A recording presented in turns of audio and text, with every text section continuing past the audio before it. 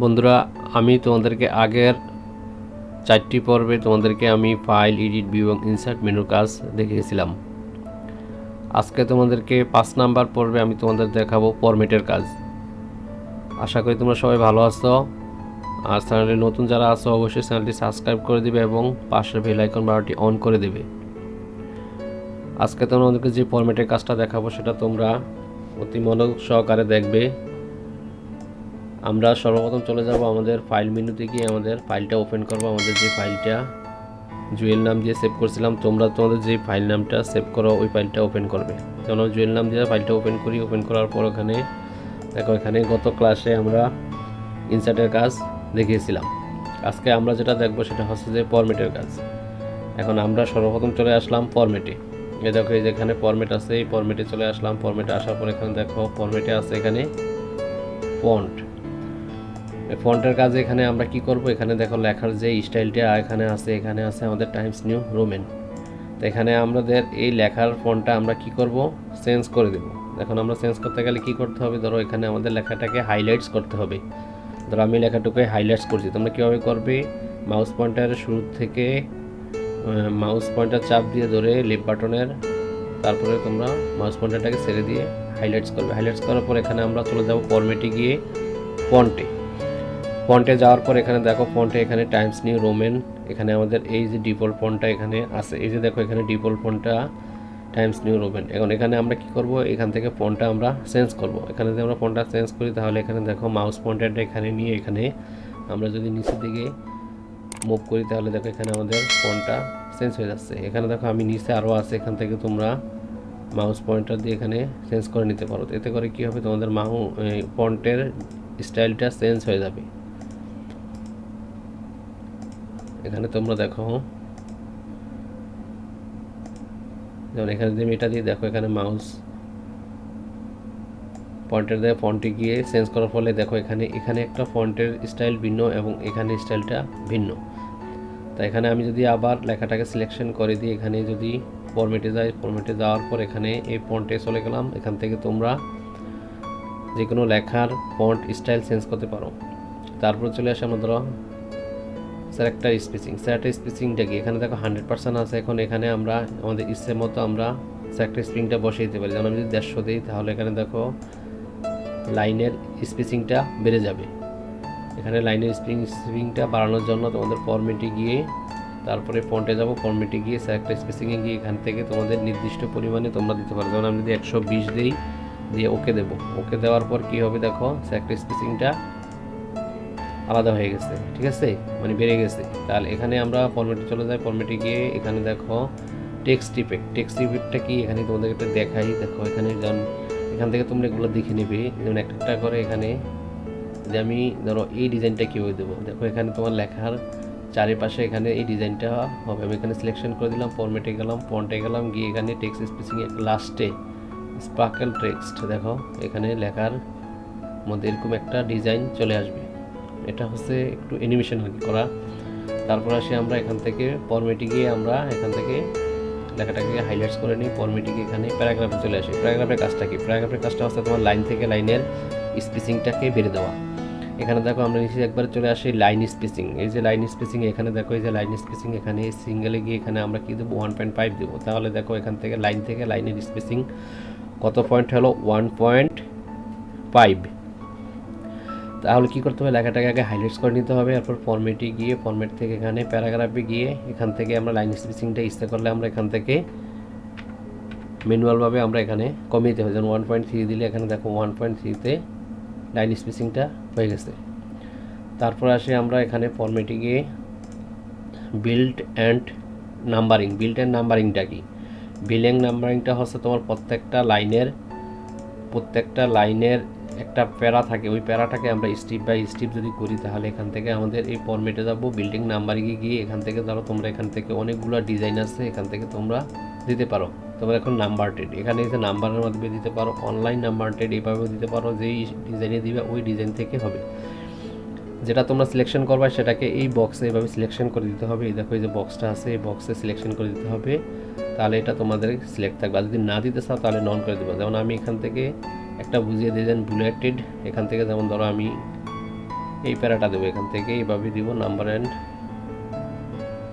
বুলেটের নাম্বারিং দিলে দেখো এখান থেকে কি হয়েছে পুরো লেখাটা এখানে একটা প্যারায় চলে আসছে। যেমন এই লাইনটা এবার এই লাইনটা এভাবে স্টিপ বাই। এখন তুমি যদি যা লেখো এখান থেকে এন্টার দিলে যদি আমরা লেখা শুরু করি তাহলে এখান থেকে এটা এভাবেই হবে। দেখো এই যে টিক মার্ক এইভাবে প্যারাভাবে তোমার লেখাটা হবে। তারপরে আছে তোমার এখানে দেখো বর্ডার অ্যান্ড শেডিংটা কি? বর্ডার অ্যান্ড শেডিং হচ্ছে পুরো পেজের চারিদিকে একটা বর্ডার দেওয়া হয়। এই বর্ডারটা তোমরা কীভাবে দেবে? ধরো এখানে ফরম্যাটে গেলাম, যাওয়ার পরে বর্ডার অ্যান্ড শেডিংয়ে চলে যাওয়ার পর এখান থেকে তোমরা এই দেন বক্স আকারে আছে, শেডো আছে, 3D আছে, কাস্টমভাবে দিতে পারো। আর পেজ বর্ডার হচ্ছে এখান থেকে তোমরা পেজ বর্ডার দিতে পারো। এখান থেকে কীভাবে পেজ বর্ডার দেবে আমি তোমাদেরকে সেটা দেখাচ্ছি। দেখো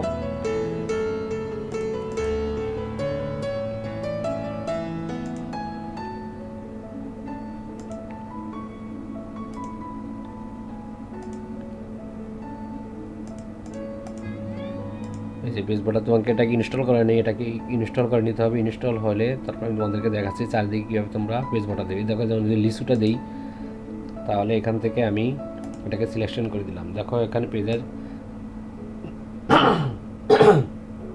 পেজের চারিপাশে দেখো এখানে কি হয়ে গেছে তোমার একটা পেজ বর্ডার হয়ে গেছে। এখন আমরা যদি এখান থেকে আবার চেঞ্জ করতে যাই তাহলে আমরা ফরম্যাটে যাব, গিয়ে বর্ডার অ্যান্ড শেডিংয়ে গিয়ে এখান থেকে ধরো আমরা নিচে আরও আছে, এখান থেকে আমরা এটাকে দিতে পারি। যেমন আমরা এখানে দেখো আমাদের যে ডিজাইনটা ভালো লাগে সেই ডিজাইনটা আমরা এখান থেকে করে দেব।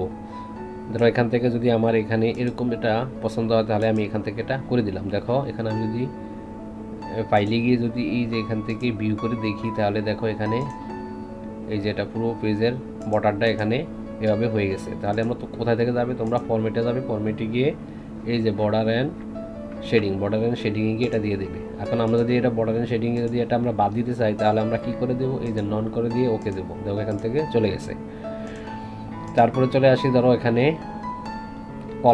কলামটা হচ্ছে কি? আমরা যে লেখাটা লিখি এই লেখাটাকে আমরা এই লেখাটাকে আমরা কলাম হিসেবে দিতে পারি। যেমন আমরা পুরো লেখাটাকে এভাবে সিলেকশন করে দিয়ে এখানে আমরা ফরম্যাটে গেলাম, গিয়ে এখান থেকে এই যে এই কলাম হচ্ছে এখানে 1 কলাম, 2 কলাম, 3 কলাম এভাবে তোমরা দিতে পারো। ইচ্ছে করলে আরও এই যে কলাম থেকে এখানে বাড়ানো যায়, নাম্বার অফ কলাম এখান থেকে তোমরা ইচ্ছে করে কলাম বাড়াতে পারো। দেখো এখানে তোমাদেরকে ভিউ করে দেখাচ্ছে 1 2 3 4 5টা কলাম দিয়েছি আমি, তাই 5টা। আমি যদি এখন তোমাদের 2টা করে দেখাই তাহলে এখানে 2টা দিয়ে ওকে দিয়ে দেবো। দেখো এখানে কি হয়েছে, পুরো লেখাটা তোমার 2টা কলামে ভাগ হয়ে গেছে।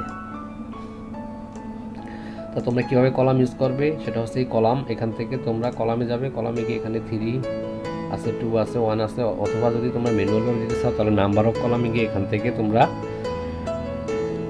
তোমরা কলাম বাড়াতে পারো। আর এখানে যে লাইন বিটুইন কি, দেখো এখানে তোমাদের এই লেখার মাঝে একটা লাইন চলে আসবে। এখানে দেখো এই যে এখানে লেখার মাঝে একটা লাইন চলে আসছে, এটা হচ্ছে লাইন স্পেসিং।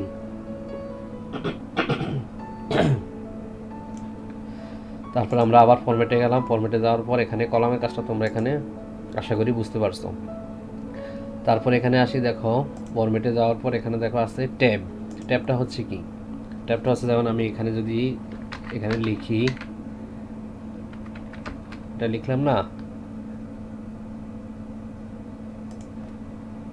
বাংলাদেশ লিখলাম, এই বাংলাদেশ লেখার পর এখানে আমি কাজটা এখানে রেখে দেখো এখানে ফরম্যাটে যাব, এখানে গিয়ে ট্যাব, এই ট্যাবে গিয়ে এখানে দেখো ট্যাবের পজিশন আছে 0.5। আমি যদি এখানে এটাকে যদি একটা ট্যাব দেই তাহলে এখানে দেখো এই যে কিবোর্ড থেকে ট্যাবটা চাপ দিলে এখানে 0.5-এ তোমার সরে গেছে। এখন আমি যদি একে আরও বাড়াতে চাই তাহলে যখন 1 করে দেবো, তাহলে 1 করে দেওয়ার পরে দেখো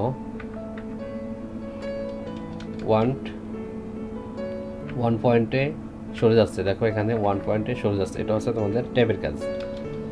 এখন আমি যদি এখান থেকে ট্যাবে গিয়ে যদি আরও কমিয়ে দিই তাহলে এখান থেকে যেমন ধরো 5, এই 5 দিলে এখানে 0.5-এ সরে যাবে, এটা হচ্ছে তোমাদের ট্যাবের কাজ। তারপর আমরা চলে আসি ড্রপ ক্যাপটা কি? ড্রপ ক্যাপটা হচ্ছে এখানে তোমাদের ধরো লেখাটাকে এখানে কি করে দিলাম, সিলেক্ট করার পর ফরম্যাটে গেলাম, এখানে ড্রপ ক্যাপ দেবো। ড্রপ ক্যাপ হচ্ছে দেখবা তোমরা পত্রিকা যে পড়ো না, তোমরা এই পত্রিকা দেখবা প্রথম অক্ষরটা বড় থাকে এবং বাকি অক্ষরগুলো ছোট হয়ে থাকে। এখন কিভাবে থাকে দেখো এখানে আমি তোমাদের দেখাই, এটা হচ্ছে এটা হচ্ছে ড্রপটেড এবং আছে ইন মার্জিন। এটা হচ্ছে এই লেখাটা ইন মার্জিনে থাকবে এবং শুধু বড় একটা অক্ষর এক সাইডে থাকবে, আর এটা হচ্ছে তোমার বড় অক্ষরটা এভাবে থাকবে এবং এটার নিচে 3টা লাইন এভাবে থাকবে এবং পরবর্তী ওখান থেকে চলে আসবে। তোমরা এখানে লেখাটা দিলে বুঝতে পারবে। যেন আমি প্রথম অক্ষরটাকে ড্রপ রেট দিয়ে দিই, যদি দেখো এখানে বিটা বড় হয়ে গেছে, এখন তুমি যা লিখবা এখান থেকে সবগুলো কিন্তু এইভাবে তোমার এভাবে হয়ে যাবে, প্রথম অক্ষরটা বড় হয়ে থাকবে। এটা হচ্ছে ড্রপ ক্যাপের কাজ। এখন আমি যদি এটাকে বাদ দিয়ে দিতে চাই তাহলে এটাকে কি করতে হবে, ওখান থেকে গিয়ে এই ড্রপ ক্যাপে যাব, ফরম্যাটে গিয়ে ড্রপ ক্যাপে গিয়ে আমি এটাকে নন করে দেবো। দেখো এখান থেকে আগের পর্যায়ে চলে গেছে। এখন আরেকটা জিনিস হচ্ছে এখানে ড্রপ ক্যাপের হচ্ছে যে এই যে ইন মার্জিনটা কীভাবে দেবো, ইন মার্জিন দেওয়ার পরে দেখো এখানে কী হচ্ছে, এটা বিটা চলে গেছে এক সাইডে আর এটা স্ট্রিপ বাই লাইনটা জাস্টিফাই হয়ে গেছে। তো এখান থেকে আমরা এভাবে ড্রপ ক্যাপটা করে দিতে পারবো। এরপর আছে তোমাদের টেক্সট ডিরেকশন। টেক্সট ডিরেকশনটা কি? টেক্সট ডিরেকশনটা হচ্ছে তোমাদের এখানে ধরো আমি এখান থেকে একটা টেক্সট নিলাম, টেক্সটটা নিয়ে এখানে আঁকার পর এখানে এটাকে এখানে মুভ করালাম, মুভ করানোর পরে দেখো এখান থেকে আমি সরাসরি চলে যাব এখন টেক্সট ডিরেকশনে। এই টেক্সট ডিরেকশনে চলে যাব, এখান থেকে দেখো এটা আছে এই সোজাভাবে। এখন আমি যদি এটাকে বাঁকা করে দিয়ে দিতে চাই তাহলে এটা বাঁকা হয়ে যাবে। আমি যদি এখন লেখা লিখি, দেখো এই যে লেখাটা বাঁকা হয়ে লিখতেছে। এখন আমি যদি আবার ফরম্যাটে যাই, গিয়ে যদি আমি এখানে টেক্সট ডিরেকশনে যদি সোজা করে দিই তাহলে এখানে দেখো লেখাটা সোজা হয়ে যাবে। ঠিক একইভাবে এটা সম্পূর্ণ একই কাজ। এই টেক্সটটা এটা লেখাটা এভাবে ঘুরে আসবে, এই লেখাটা উপর থেকে নিচে আসবে, আর এই লেখাটা নিচ থেকে উপরে যাবে, আর এটা হচ্ছে সোজাভাবে এটা লেখা হবে। এটা হচ্ছে তোমাদের টেক্সট ডিরেকশনের কাজ। তারপর আছে আমরা সেন্স কেস। সেন্স কেসটা কি? সেন্স কেসে আসে এখানে ধরো সেন্স কেসের কাজটা আমি তোমাদেরকে দেখাই। ধরো এখানে যেই লেখাগুলো আছে এগুলো সম্পূর্ণ লেখাগুলো কিন্তু তোমাদের ছোট হাতের আছে। এখন আমরা কি করব, এখানে কার্সরটা রেখে ফরম্যাটে যাব, এখানে গিয়ে সেন্স কেসে গিয়ে এখানে দেখো সেন্টেন্স কেস আছে, লোয়ার কেস আছে, আপার কেস আছে, টাইটেল কেস আছে, এগুলো সবই একই কাজ। এখানে হচ্ছে তোমাদের যদি সেন্টেন্স কেস দাও তাহলে এগুলো তোমরা কীভাবে আসলে বুঝতে পারছো। আমি তোমাদের আপার কেসটা বোঝাই, যেমন সবগুলো লেখা কিন্তু তোমার কী হবে, বড় হাতের হয়ে যায়। দেখো বাংলাদেশটা সম্পূর্ণ লেখাটা কী হয়েছে, বড় হাতের হয়ে গেছে। এখন আমি যদি এখানে গিয়ে আবার যদি এটাকে ফরম্যাটে গিয়ে সেন্স কেসে যাই, গিয়ে যদি লোয়ার কেস দিই তাহলে দেখো সব লোয়ার কেস মানে ছোটো হাতের হয়ে যাবে। এখান থেকে হচ্ছে একটা সুবিধা তোমাদের, যেমন ছোটো হাতের বড় হাতের লেখা করার জন্য তোমরা এই সেন্স কেস দিয়ে এভাবে কাজ করতে পারো, আপার কেস এবং সেন্স কেস। তারপরে আমরা চলে আসি একবার হচ্ছে ব্যাকগ্রাউন্ড। ব্যাকগ্রাউন্ডটা কি? ধরো আমাদের পুরো স্ক্রিনটাকে আমরা একটা ব্যাকগ্রাউন্ড দেবো। যেমন আমি এই ব্যাকগ্রাউন্ডটা দিয়ে দিই, দেখো পুরো পেজটাকে একটা ব্যাকগ্রাউন্ড এই কালারটা দিয়ে আমরা এখানে টাইপ করতে পারি।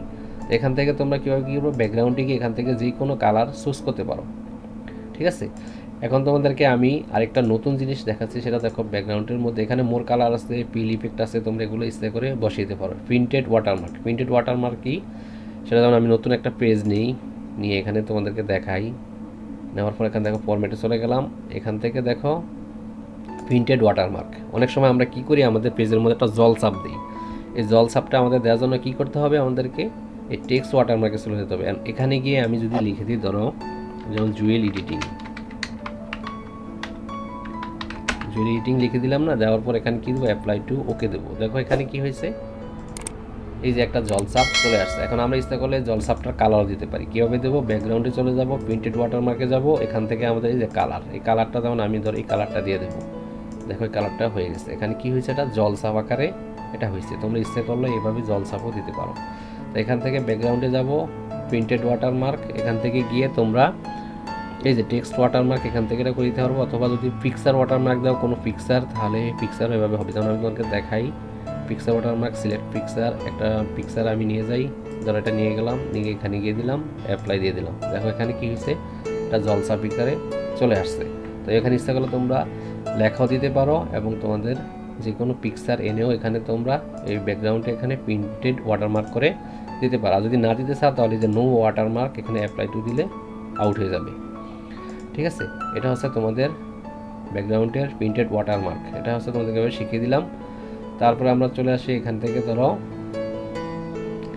আমি তোমাদেরকে যেগুলো দেখিয়েছি এগুলো হচ্ছে তোমাদের একবারে কমন ইম্পর্টেন্ট, যেগুলো প্রতিটি তোমাদের অফিসিয়াল কাজ করতে গেলে টাইপের জন্য সবসময় প্রয়োজন হয়, সেগুলো আমি তোমাদেরকে দেখালাম। আর বাকি যেগুলো আছে এগুলো তোমাদের বিষয়টা গুরুত্বপূর্ণ নয়, এগুলো না হলে চলবে। তা আজকের ভিডিওটি তোমাদের ফরম্যাটের এটুকুই কাজ দেখালাম। এখান থেকে যদি কোনো সমস্যা হয় বা বুঝতে কষ্ট হয় তাহলে আশা করি কমেন্ট করে আমাকে জানাবে, আমি তোমাদেরকে সবগুলা সমস্যার সমাধান করতে চেষ্টা করব। তাই আজকের ভিডিওটা এইটুকুই, আবার দেখা হবে পরবর্তী 6ষ্ঠ পার্ট নিয়ে আসবো, ওই ভিডিওতে দেখা হবে। সেই পর্যন্ত ভালো থেকো সবাই, ধন্যবাদ সবাইকে।